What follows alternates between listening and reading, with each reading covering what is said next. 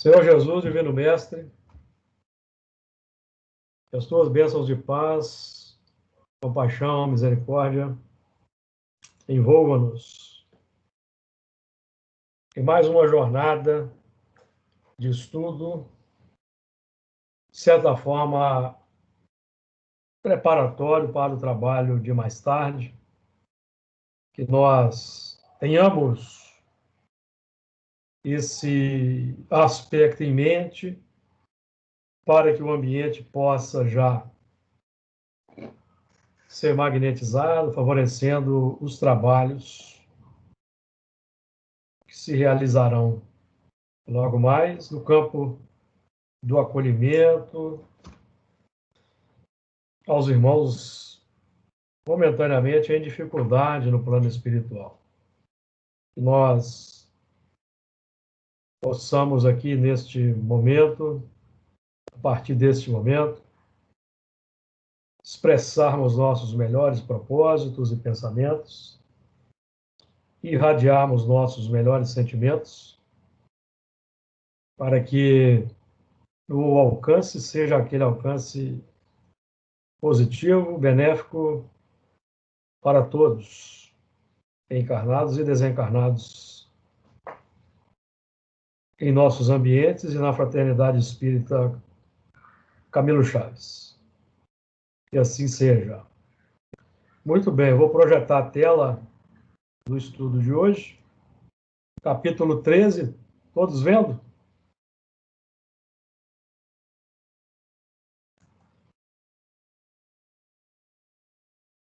Capítulo 13, Apocalipse. Nós vamos proceder aqui à leitura do texto a partir do versículo 1. Capítulo 13. A besta que subiu do mar.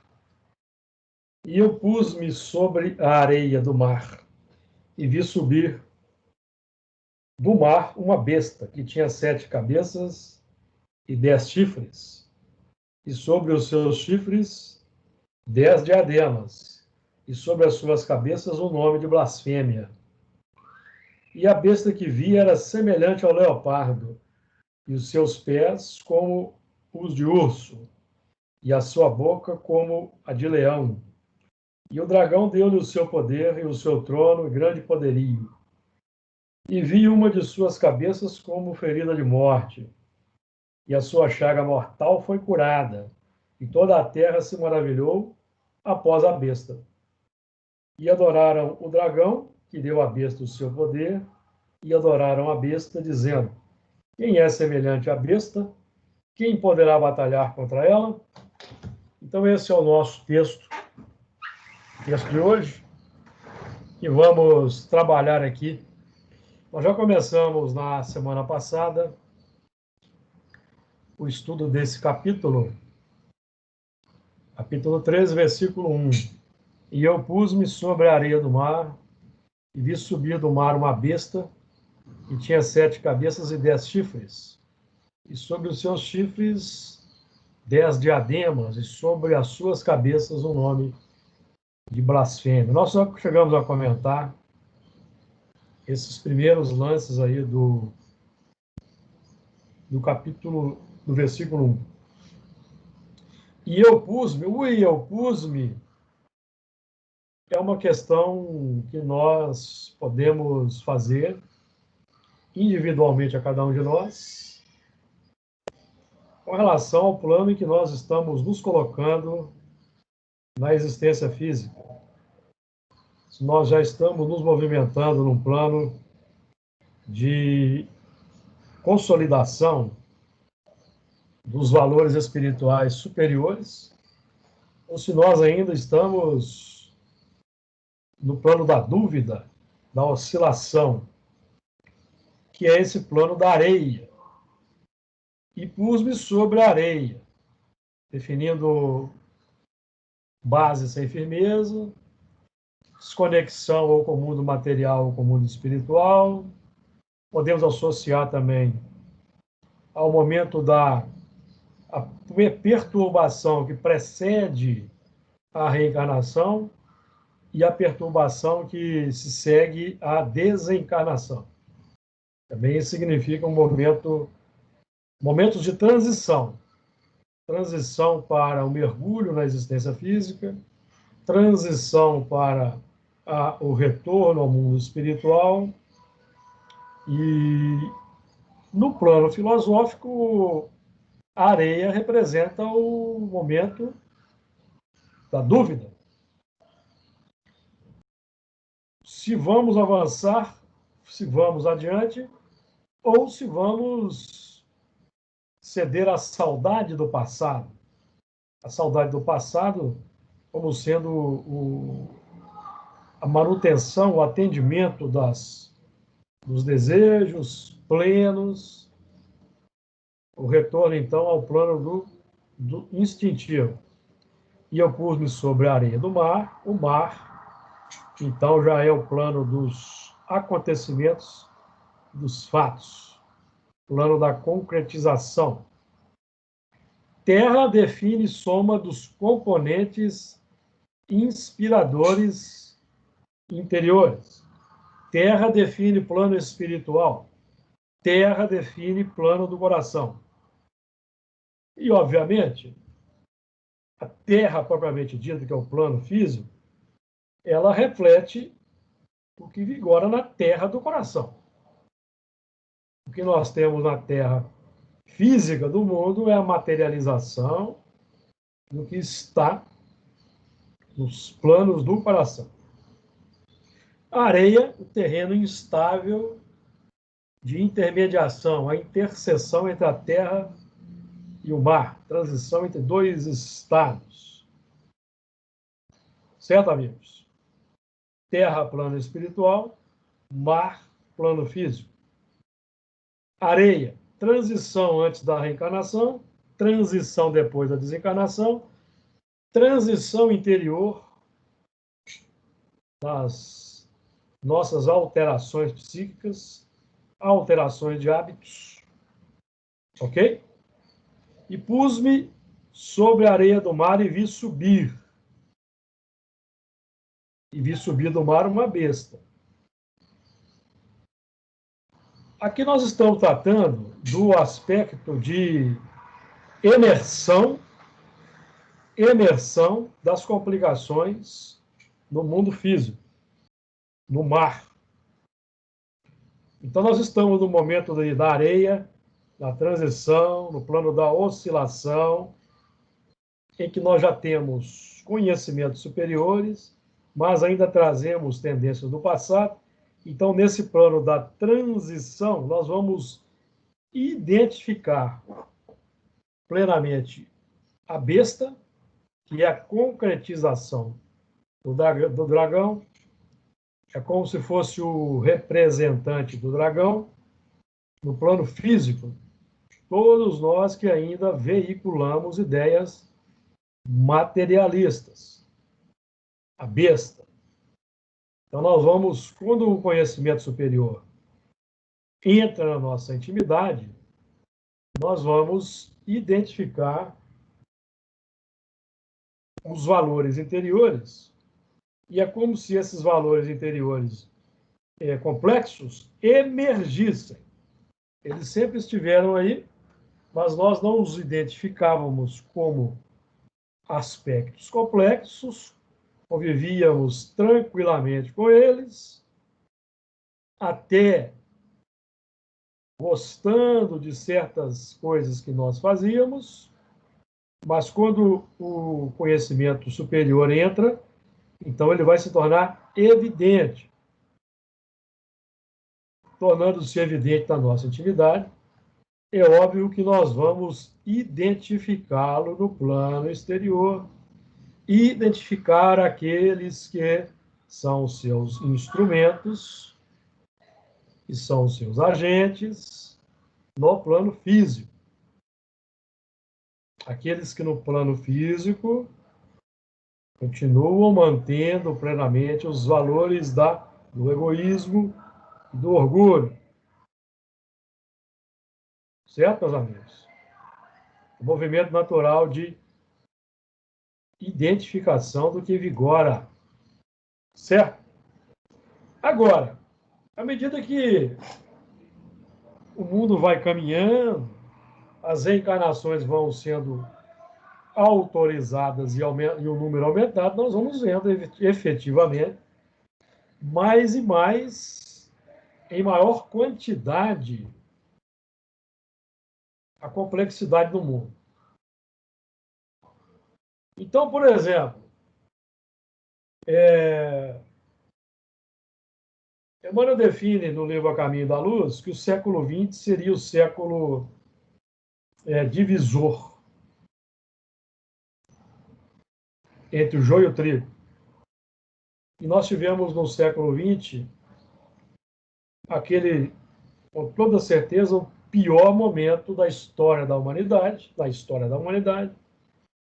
que foi a ascensão do Hitler e, consequentemente, como sua obra direta, a Segunda Guerra Mundial. Nós já tratamos aqui do tempo. Se nós fizermos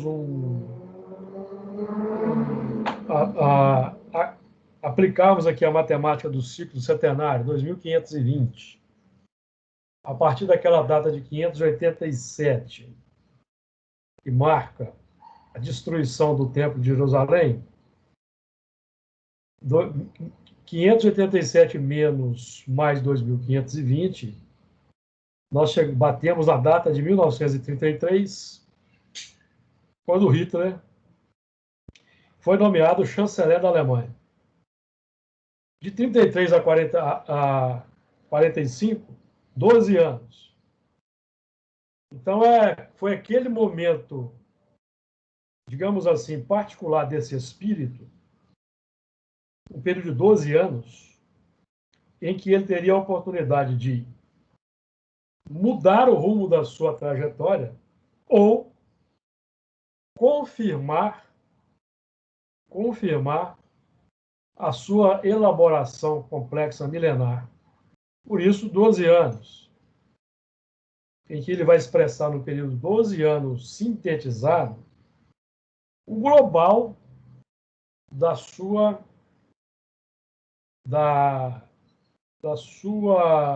conquista evolutiva, digamos assim, no plano complexo. Infelizmente, esse espírito não conseguiu vencer a tendência. Então, quando nós vamos estudar o livro dos Espíritos, por exemplo, que os Espíritos definem que é preciso que o mal chegue ao seu auge para que então nós sintamos a necessidade das reformas,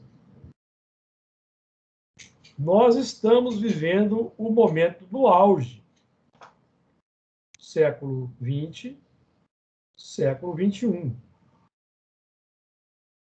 Nos parece evidente que nós não teremos algo de cunho tão terrível quanto foi a Segunda Guerra Mundial. Agora nós estamos trabalhando nos momentos da transição para o mundo de regeneração com a identificação dos acontecimentos e fatos que estavam ocultos, que nós não tínhamos conhecimento, mas que sempre estiveram aí no subconsciente, no subterrâneo, no oculto da sociedade, e que agora vem sendo gradativamente revelado. De acordo, amigos? Porque pode-se pensar, quando alguém lê o Livro dos Espíritos, nessa questão de que é preciso que o mal alcance o auge para que sintamos a necessidade das reformas, alguém pode pensar que ainda virão coisas piores. E eu, particularmente, não creio. Eu, particularmente, penso que é o momento da descoberta do oculto. E nós tivemos um exemplo aí muito interessante, que foi esse das eleições americanas, em que um certo elemento conclamou os seus seguidores a marcharem contra o Capitólio, e nós vimos determinados elementos emergirem da sombra, trazendo à tona certos grupamentos tribais filosóficos que nós não conhecíamos ou nós conhecíamos. Aquela seita em que um elemento ali travestido de roupagem animal, alguém já tinha tido notícia desse tipo de seita? Vocês leram notícias sobre a seita que esse elemento lidera? Então, depois vocês procurem na internet, certo? E vocês vão ver a filosofia de vida deles. São coisas complexas que vão sendo reveladas. Nada há oculto que não haja de ser revelado. De todo mundo. De todos os atores no teatro da vida. Os falsos profetas. A hipocrisia vai ser revelada. Os mentirosos serão revelados. Porque não é crível e nem é admissível que nós vamos entrar na regeneração com as coisas ocultas do submundo da sociedade ou do nosso próprio psiquismo, certo, meus amigos? É preciso que tudo venha à superfície. Tudo. Para que haja aferição, a escolha, a definição. Então, vai parecer para muitos que o mal está aumentando, mas não, meu amigo, o mal estará simplesmente sendo revelado. Apenas isso. De acordo? Alguém quer trazer comentários? Alguém discorda? E nós não estamos impondo ideia, não. Nós estamos trabalhando com o aspecto do raciocínio lógico, porque os místicos de plantão poderão achar que ainda acontecerão hecatombes. Hecatombes sempre aconteceram e ainda vão acontecer ao longo de um certo tempo, de acordo com a lei de destruição. Mas quanta coisa, meus amigos, nos subjaz no obscuro da sociedade. Quanta coisa pessoas de bem, tidas como de bem, no plano social, não fazem, as ocultas, e depois não vão nos templos bater no peito determinadas propostas de cunho exterior. Acontece ou não acontece? Então, fiquemos tranquilos. Não nos parece lógico que nós vamos, de repente, aportar na regeneração com essas coisas acontecendo no submundo. Porque a regeneração é o mundo, definido por Santo Agostinho, como aquele mundo em que o espírito penitente, ou seja, penitente, já estudamos o próprio Evangelho segundo o Espiritismo aqui, nas segundas-feiras, que o penitente é aquele que está arrependido de suas ações e se propõe a mudar. Efetivamente. Então, a regeneração é para esses espíritos penitentes, arrependidos, que encontrarão a calma, o repouso e terminarão de se depurar. Júlio. Fala, meu amigo Luiz. Não confundir aí penitência com expiação, né? Achar que é punição, castigo. Sim, mas né? O próprio arrependimento é uma expiação, porque é um sentimento que causa desconforto. Então, é uma expiação. Sim, pois é. É a expiação consciente. É isso que eu ia falar. A expiação pela tomada de consciência. Sim. E quando os espíritos vão lá dizer, 262A, que Deus não força a expiação, ele sabe esperar, meus amigos, é também nesse plano da consciência. Deus não força consciências. Temos irmãos que estão no estágio de nulidade moral. Deus não força essas consciências. Certo? Então, nós podemos depreender com tranquilidade que os irmãos que chegam na nossa mesa mediúnica para o esclarecimento já são aqueles que estão maduros para ouvirem certas coisas. Já estão patinando no terreno arenoso há muito tempo. Certo? Na mesa mediúnica, meus amigos, não vão chegar espíritos novos, espíritos crianças da evolução. Não. A turma que chega na reunião de desobsessão já é uma turma já escovada ou escolada nos milênios, tá? Nos séculos. Já prontos para avançar. De acordo? Mais comentários? Só queria esse mal que você falou, que você citou aí a Segunda Guerra Mundial, né, um dos grandes males do século passado, é que esse mal também, do ponto de vista individual também, ele também vai crescendo até um certo limite também, né? Em que ocorre uma própria saturação, obrigando o espírito a entrar para um processo de renovação, de mudança de rota. Isso. Mas Não é isso? geralmente isso acontece nos mundos primitivos. Onde será? Na regeneração, não. Não, sim, na regeneração não.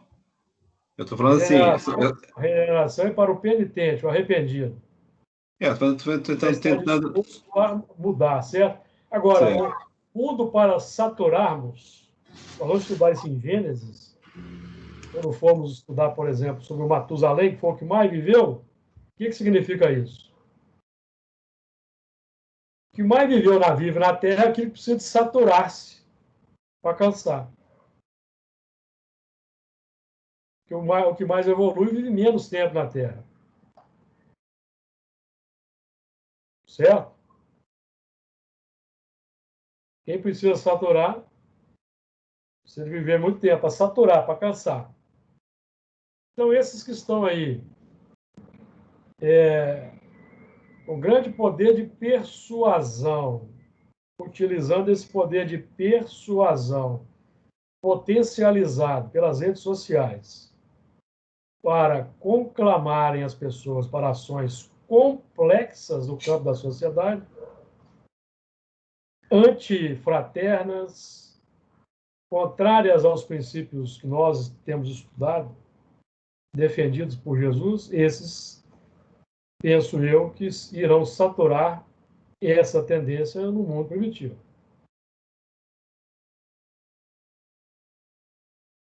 A viciação já é longa.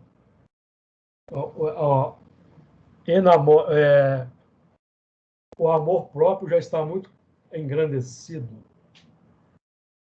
E eles regimentarão os seguidores que com eles se afinizam e que, naturalmente, depois que desencarnarem, vão se procurar automaticamente no mundo espiritual.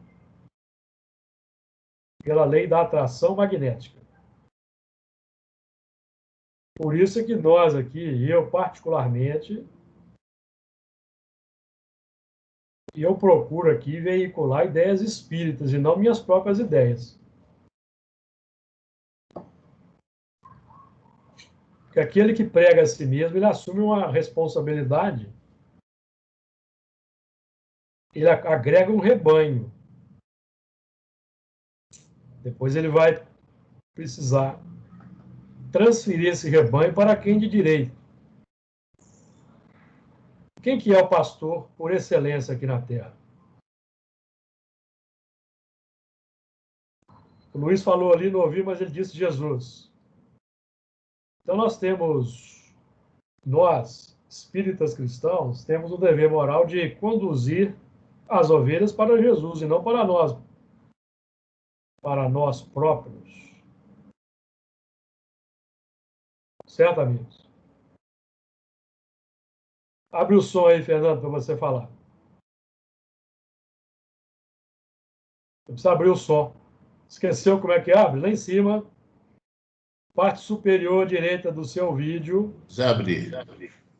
Escuta, eu tenho notado, inclusive, que esses elementos que você está falando, eles contrariam, inclusive, a prece que Jesus nos ensinou, que eles gostam sempre de conversar na primeira pessoa, eu, né? Eu isso, eu aquilo outro, que de uma certa forma são até inocentes, né? Que eles acham que estão certos, estão dividindo, não divide com ninguém, é eu. Então, Primeiro são elementos que têm um grande poder de persuasão, de atração magnética, mas que exato. estão avocando para si o título de pastores, de condutores de consciências, e esse movimento é um movimento complexo, e os espíritos, movimento complexo que os espíritos estão fazendo na Terra. Certo?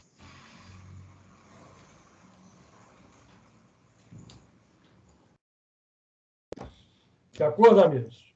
Então vamos lá. Já falamos demais desse ponto. E o que importa nós considerarmos aí é pensarmos nisso. Que nos parece que o auge do mal que nós vamos presenciar é o que vai ser descoberto, meus amigos. Que já está acontecendo na Terra. Já acontece em todas as nações. Mas não é sabido. Certo? Então estejamos tranquilos, estejamos atentos. Não há inocentes na Terra, nesse sentido aí de e quando as coisas emergirem, saibamos que é sinal dos tempos. Tá? O mundo da regeneração não é dos hipócritas, dos falsos, dos mentirosos, dos que enganam, buscando enganar-se a si mesmo, inclusive. Não. Para esses, Jesus já definiu: haverá o pranto e o ranger de dentes, que é o movimento da expiação em nível interior e em nível exterior, adequado ao nível interior. Muito bem. Continuando, então, aí o assunto. E pus-me sobre a areia do mar e vi subir. Ninguém subiu ao céu, senão que desceu do céu. Quem foi que disse isso? Jesus. Helena disse ali. Ninguém subiu ao céu, senão que desceu do céu. Então, nós temos o movimento da subida e da descida. Nós, quando estamos no mundo espiritual, quando nós desencarnamos, nós subimos ao mundo espiritual. Aprendemos certas coisas e descemos pela reencarnação ao plano físico do mar, para que aqueles ideais apreendidos ao longo dos milênios, que já temos aqui embutidos na nosso campo inconsciente profundo, que fazem parte do superconsciente, que são lembrados no mundo espiritual, então nós reencarnamos para que esses ensinamentos desçam do plano mental para o físico, para a carne, pela vivência. Não subiu ao céu, senão que desceu do céu. Então nós confirmamos, de fato, nós progredimos efetivamente quando nós praticamos o que aprendemos.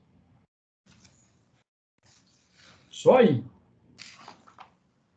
Porque se o conhecimento bastasse, nós aqui não precisaríamos de reencarnar mais, eu precisaria. Olha quanta coisa sabemos.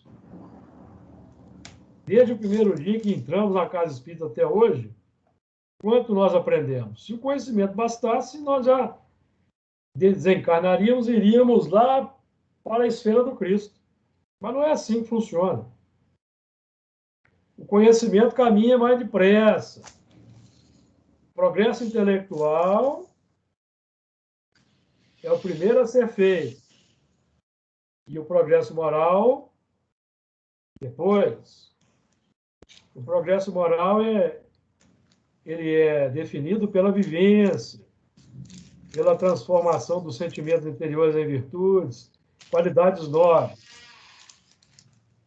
Então, desencarnamos, subimos ao mundo espiritual, descemos ao plano físico, desencarnamos de novo. Então, se nós fomos eficientes minimamente, quando nós desencarnarmos, iremos para um plano um pouco acima de onde estávamos. Ou,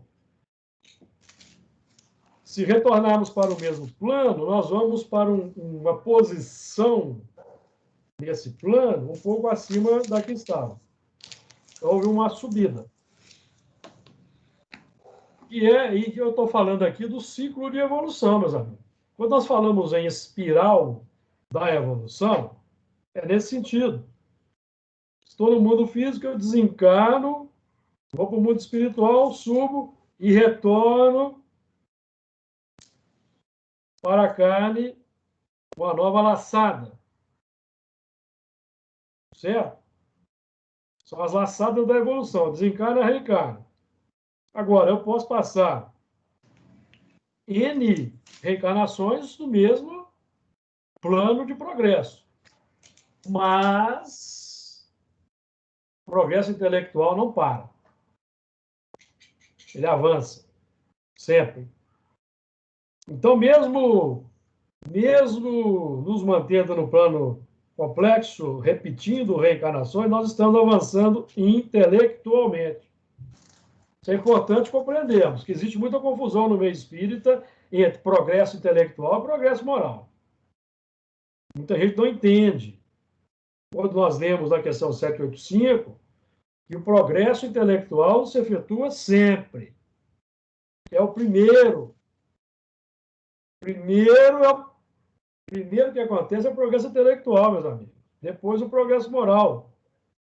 E nós aqui estamos tendo exemplo disso. Nós entrando na doutrina espírita, aceitamos determinados princípios, progresso intelectual. Depois nós vamos fazer aquele movimento que está definido no Evangelho segundo o Espiritismo. Os sentimentos são os instintos elevados à altura do progresso feito. Eu repito muito isso. Os sentimentos nobres, amor, piedade, compaixão, misericórdia, otimismo, esperança, são os instintos, aquela carga natural que trazemos das existências nos reinos anteriores, que não são maus, o que se tornam maus quando a paixão surge, certo? Então, repetindo, os sentimentos são os instintos elevados à altura do progresso feito, progresso intelectual. Então, o instinto precisa se tornar sentimento nobre. De acordo? Importante nós frisarmos isso aí, tá? Sempre acontece primeiro o progresso intelectual. Aquela locomotiva que puxa o comboio. De acordo? Nós, por exemplo, aqui, vou dar um exemplo. Nós aqui entre nós aqui pode ter sacerdote egípcio. Aprendeu mistérios lá nos templos iniciáticos, como Hierofante no Antigo Egito. Na Caldeia, nós fomos caldeus. Você lembra aí da história? O caldeu não era só soldado, aprendia muita coisa. Astrologia, astronomia, religião, estudavam religião. Então, nós temos conhecimentos vastos de milênios, mas a nossa operação era plena no campo da vaidade, do orgulho, da prepotência, do domínio, certo, meus amigos? Todos nós.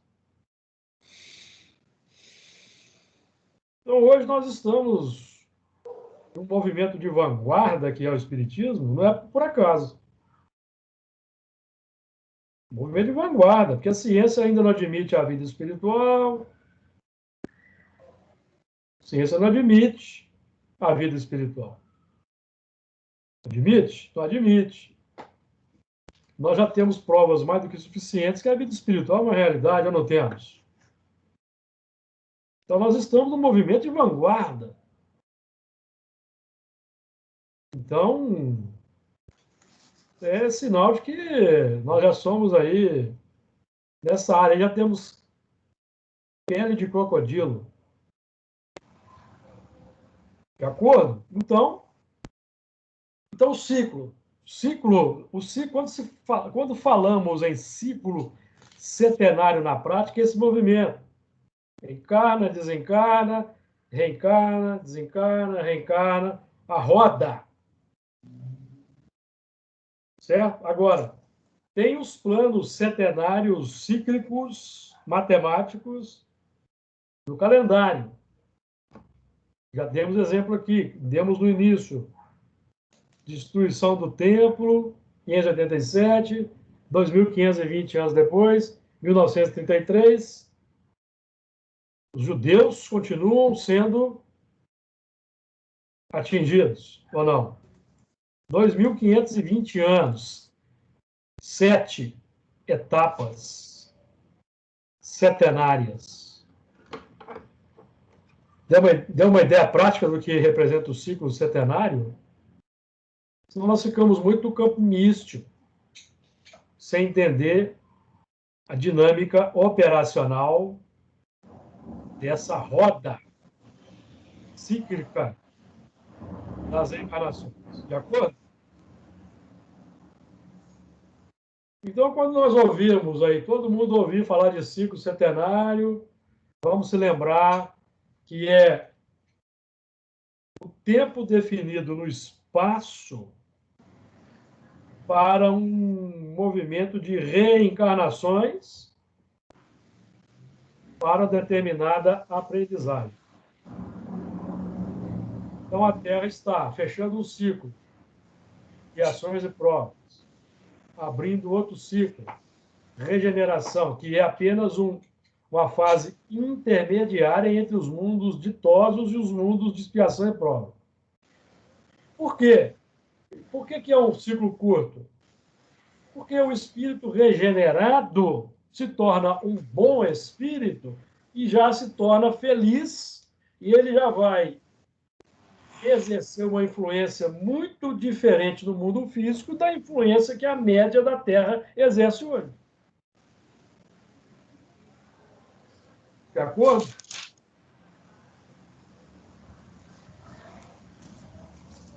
Certo, amigos? Então, depois que toda a humanidade for constituída de bons espíritos, como diz Allan Kardec, Gênesis, capítulo 18, item 26, a Terra já será um mundo feliz. E não haverá mais expiações.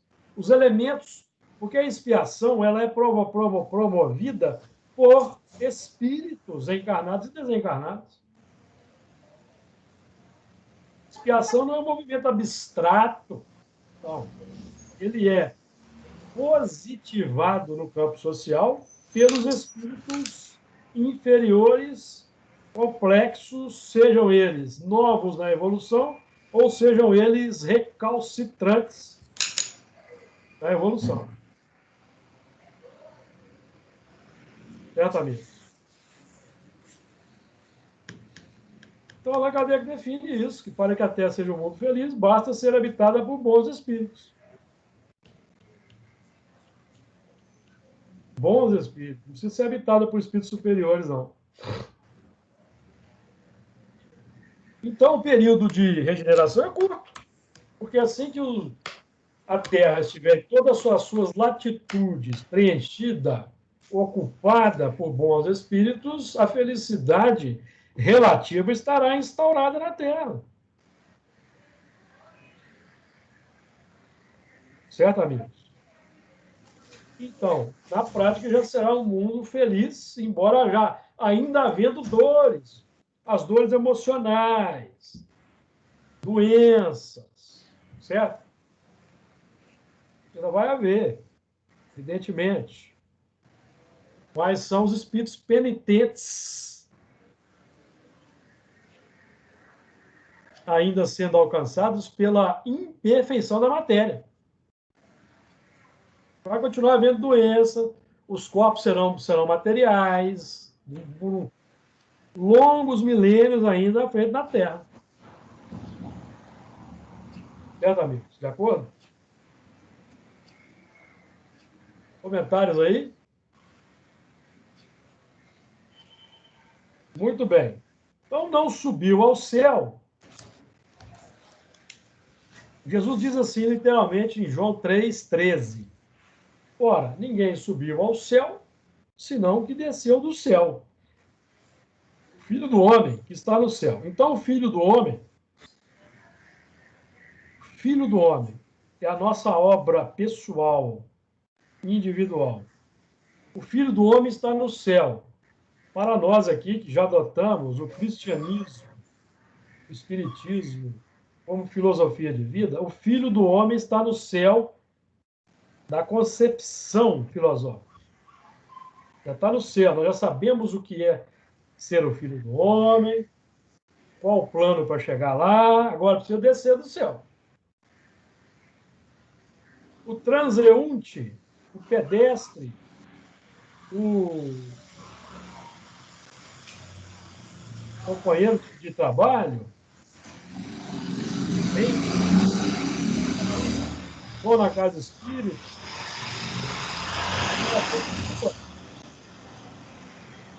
morador de rua,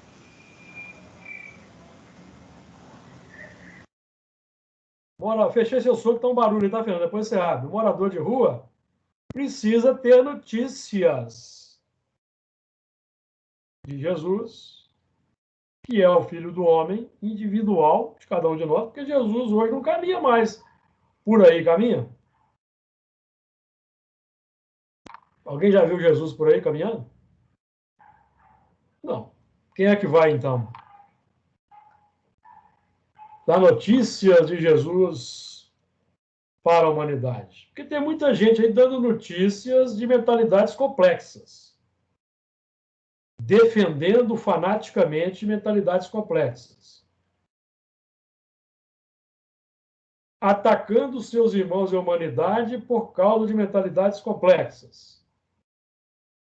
Morrendo abraçado com mentalidades complexas. Defendendo fanaticamente mentes perturbadas. E nós? Quem é que nós estamos propagando no mundo? Individualmente. A quem nós pregamos? Porque Paulo diz que ele prega Jesus Cristo. Estudamos há pouco tempo no Caminho, Verdade e Vida. Se lembra? E nós, quem é que nós pregamos na sociedade? De quem nós damos notícias? Do bem comum? Porque Jesus representa o bem comum, os valores humanos. Nós damos notícia disso no mundo? Ou nós damos notícias ainda complexas? Porque o mal, meus amigos, não tem como ficar oculto, não. Aliás, é André Luiz que diz, o mundo interior exterioriza-se sempre. Ninguém consegue impedir que o interior se exteriorize, tá? Então, o que vigora, de fato, vai ser demonstrado. E as pessoas estão demonstrando. Mesmo as que vão nos templos batendo o peito, que seguem Jesus, na prática, eles demonstram quais os valores que eles apregou no mundo. Então, nós temos visto movimentos de religiosos disseminando ódio, preconceito, o desamor, o descaso para com o sofrimento, a falta de empatia, a indiferença, beirando, inclusive, a psicopatia ou a sociopatia, que são aqueles que detestam seus irmãos e a humanidade e não fazem questão nenhuma de desmentir isso. Aliás, detestam os irmãos e a humanidade que pensam diferente, porque eles amam o grupo que pensa da mesma forma. Hitler efetuava esse tipo de movimento. Nós estamos amando a todos indistintamente ou nós estamos fazendo acepção segundo critérios filosóficos não consentâneos com o que nós pregamos na Casa Espírita? Isso é importante de nós sabermos. De nós identificarmos, tá? Porque não subiu ao céu, senão o que desceu do céu. Aí continua João no versículo 14. E como Moisés levantou a serpente no deserto, assim importa que o Filho do Homem seja levantado. Olha que interessante. Moisés fez um símbolo. Ele colocou a serpente no alto de um símbolo, para que todos olhassem para aquela serpente. Mas, na prática, Moisés elevou a sua onda mental no deserto, que é o plano da dificuldade, que é o nosso plano hoje. Nós vivemos o plano da dificuldade, que é o plano do dilúvio. O dilúvio das paixões, o dilúvio do egoísmo, o dilúvio dos preconceitos, é o dilúvio. A nossa arca está bem preparada para sobrepairar o dilúvio? Nós estamos singando bem esse mar, nós estamos sendo... nós estamos fazendo eco para os perturbados. Lembrando que nós não podemos mais ser omissos, certo, meu amigo? Tímidos. Por que que esses preponderam? Por causa da timidez dos bons. Certo? Então, os bons precisam usar os mesmos instrumentos, as redes sociais, para defenderem as boas ideias. Doa a quem doer. É porque, mesmo porque, né, Júlio, era assim que Kardec fazia, né? Kardec não fugia da polêmica. Não fugia. Para defender uma ideia correta, ele estava ali debatendo, né, mostrando suas posições, Isso. identificando as coisas erradas, né? Exatamente. Então, nós temos que ter essa visão. Ô, Júlio. Fala, Margarida. Não, e será que nós estamos fazendo isso? Isso é uma pergunta individual para cada um.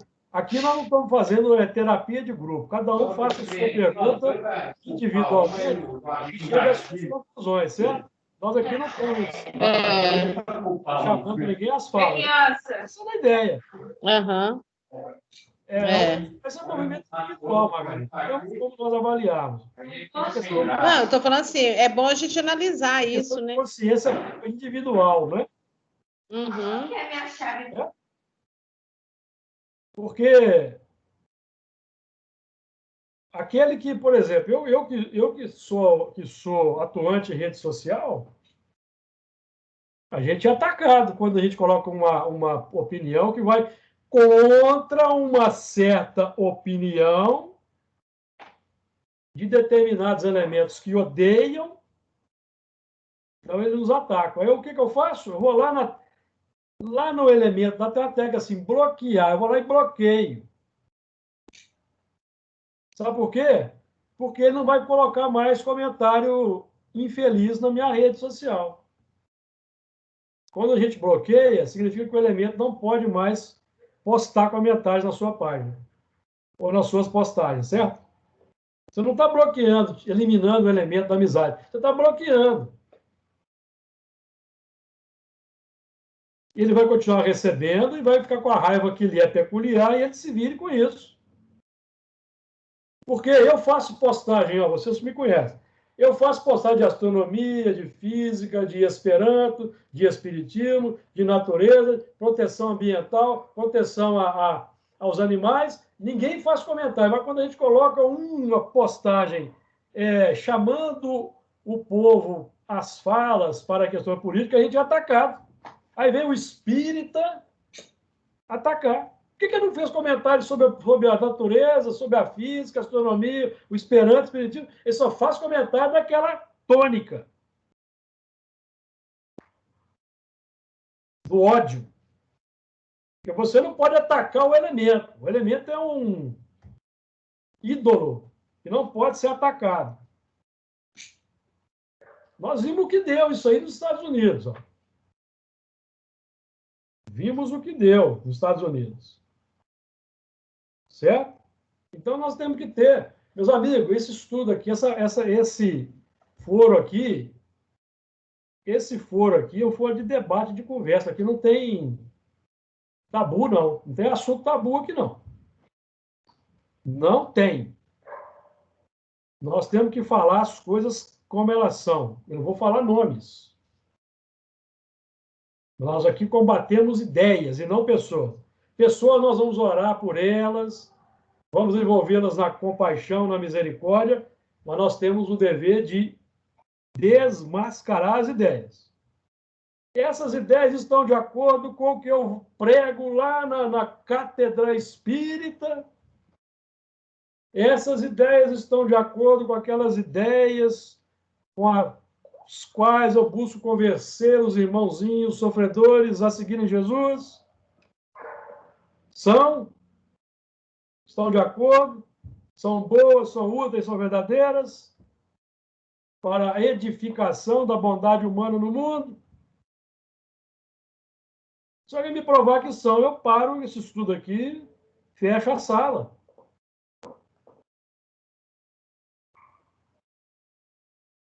Certo, amigos? Porque quando Kardec definiu, porque as pessoas pegam o argumento de Kardec, o seguinte argumento, lá na Revista Espírita, não está na Codificação Espírita, mas vamos lá. Que ele não aconselha a discussão política na Casa Espírita. Por que ele não aconselhava isso? No tempo de Kardec havia uma ditadura. Napoleão III perseguia as pessoas na França. Então havia uma perseguição, meus amigos.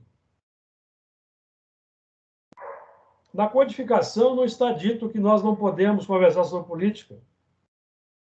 Vocês não vão achar isso na codificação. Podem procurar no Livro dos Espíritos, podem procurar no Evangelho segundo o Espiritismo, podem procurar no Livro dos Médiuns, podem procurar na Gênese, podem procurar no Céu e Inferno. É um argumento que Kardec usou num momento específico na Revista Espírita para uma coisa. Agora, como é que nós vamos conversar com os irmãos sobre esse assunto? Aí é que está o X da questão. Qual é o sentimento que nos move?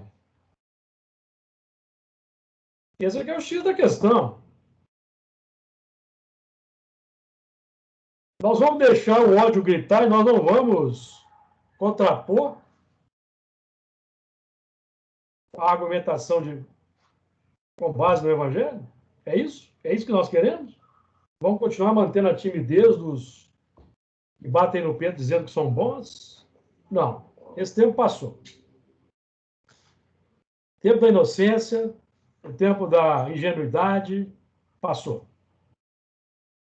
Não subiu ao céu, senão que desceu do céu. Nós precisamos saber colaborar com Jesus nesse plano aí da ascensão moral. Então, como Moisés levantou a serpente no deserto, assim importa que o Filho do Homem seja levantado. Aí, no capítulo 8, 28, João vai dizer assim, para nós encerrarmos o assunto, o ensino não, né? O tema. Disse-lhe, pois, Jesus, quando levantardes o Filho do Homem, então conhecereis quem eu sou, e que nada faço por mim mesmo, mas falo como meu Pai me ensinou. Então, quando o João está repetindo, ó, notemos, o João está repetindo. Como Moisés levantou a serpente no deserto, assim importa que o Filho do Homem seja levantado. Esse é o propósito, levantar o Filho do Homem. E Jesus vai dizer, quando levantares o Filho do Homem, então conhecereis quem eu sou. Esse é o movimento interior, amigos. Quando nós levantarmos, ou seja, colocarmos o Cristo interno de pé no mundo, agindo, sofrendo para a propagação das boas ideias, no contato social, aí nós vamos conhecer e entender quem é Jesus, porque nós vamos desenvolver os mesmos sentimentos que Jesus irradiava. Porque enquanto nós não nos plenificarmos de virtudes, as nossas paixões vão ainda se casar com as paixões daqueles com os quais temos afinidade, e nós vamos ainda continuar pregando suas ideias no mundo. De forma sutil ou de forma clara na sociedade.